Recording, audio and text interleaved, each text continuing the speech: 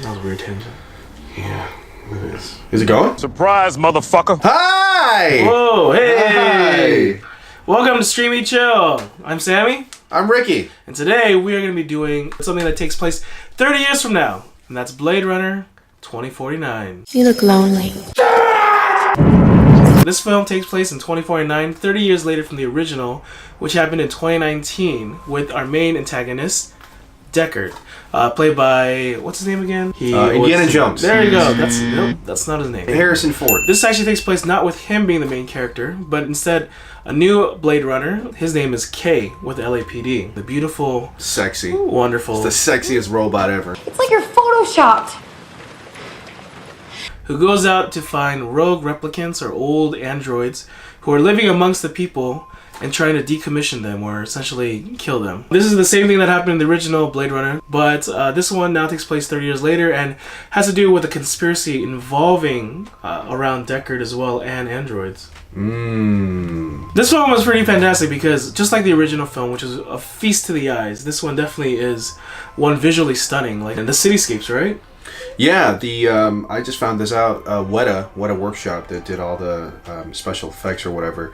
They built all miniatures for the city, LAPD, all the trash, the big trash land set was all built. I didn't know that. I just found that out. When something is CGI, you know it's CGI, and you're like, oh, that's cool. But when it's real special effects like that and it's built with a lot of hard work and labor, even though you do know that it's, you know, special effects, you have like a little bit more of appreciation because you wonder like what is real, what is not. You really blurs the lines. What was your favorite parts of the movie? The one that always sticks out to me is the very beginning, when Dave Bautista plays that grub farmer.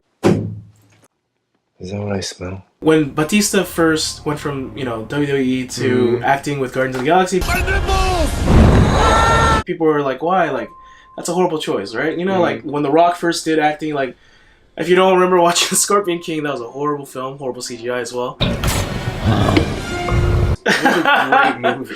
But Dave Bautista, what I found out was the Guardians of the Galaxy, when he got the role, he actually started taking acting classes immediately to get better. And in this film, in the very beginning, you can see like he's really done his work. The small nuances, and the way he puts down his glasses, the way he talks to Kay, it actually is very nuanced, and it's fantastic. Ryan Gosling's acting was amazing in it, I think. Super monotone, super underplayed, and well reserved the entire time until he blows up. The fight scene between Kay and the girl.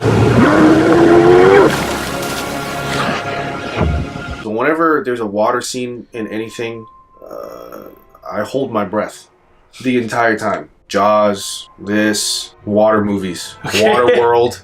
Waterworld. I was a little confused though. A lot of times I had to talk about it the entire time after. Can we talk about it like this? Can we just talk? Yeah, why not? Yeah, why not, right? It's been out for like 2 years already. Is Harrison Ford a replicant? He was supposedly a replicant because Earl Grey Jones. No, James. Don't make me destroy you. Edward James Olmos. Basically said like he knows his dream, signaling that he is a replicant. But then the whole thing about this movie, replicants can have a kid. That's the whole thing. You know, the reason why humans are so blessed is because they're the only ones that can reproduce. Yeah.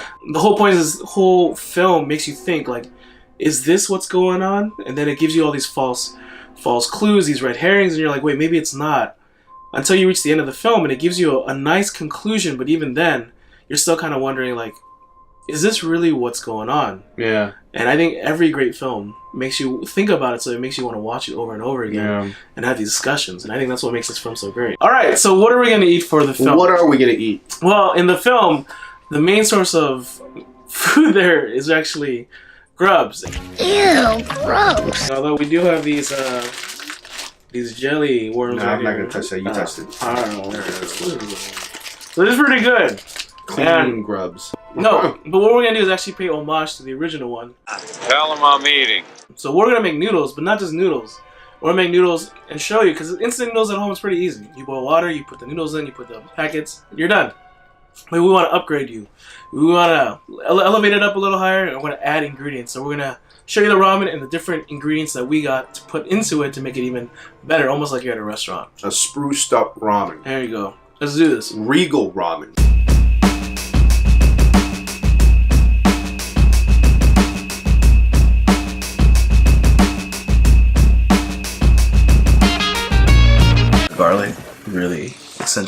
flavors. My mouth is burning right now. All right. My asshole is going to be burning just as much later. Oh! Oh! I love it. It's like Google Glass over. I love these over. Even in the future, manicurists are Asian? Dude, I'm so... I gotta tell you, this is the most uncomfortable way to eat ramen. Why are you saying like that then? Because we're on a couch. Your couch. I'm a couch?